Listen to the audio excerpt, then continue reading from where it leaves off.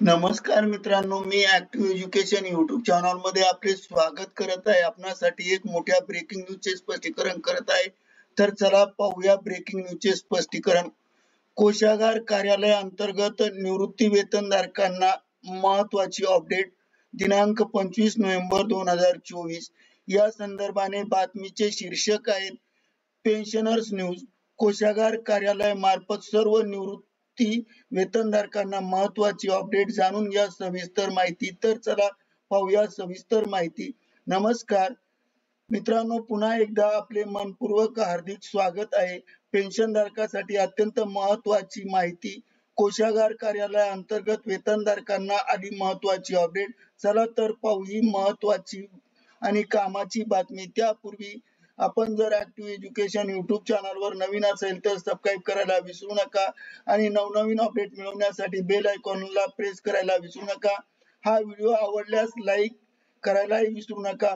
कोषागार कार्यालय अंतर्गत बँकेद्वारे वेतन निवृत्तीधारकांना 1 नोव्हेंबर 2024 रोजी हयात असल्याची प्रमाणपत्राची यादी आता संबंधित बँकेस माहे ऑक्टोबरच्या अखेर पाठवण्यात आली आहे. पेन्शन होल्डरने सदर यादीवर निवृत्ती वेतनधारक कुटुंब निवृत्तीधारकाने मोबाईल क्रमांक, पॅन क्रमांक, आधार क्रमांक नमूद करून दिनांक 30 नोव्हेंबर 2024 पूर्वी स्वतः उपस्थित स्वतःहून स्वाक्षरी बँकेच्या बँक मॅनेजर सोबत समोर उभे राहून 30 नोव्हेंबर 2024 रोजी स्वतः उपस्थित होऊन स्वाक्षरी करावयाची असल्याचे आवाहन केले आहे, जेणेकरून हयात असल्याच्या प्रमाणपत्राची यादी कोषागार कार्यालयास वेळीच प्राप्त होईल आणि माहे डिसेंबर 2024 पासूनचे निवृत्ती वेतन बँकेकडे वेळीच पाठवता येणार आहे. तसेच जे निवृत्तीधारक मनी ऑर्डरद्वारे निवृत्ती वेतन घेतात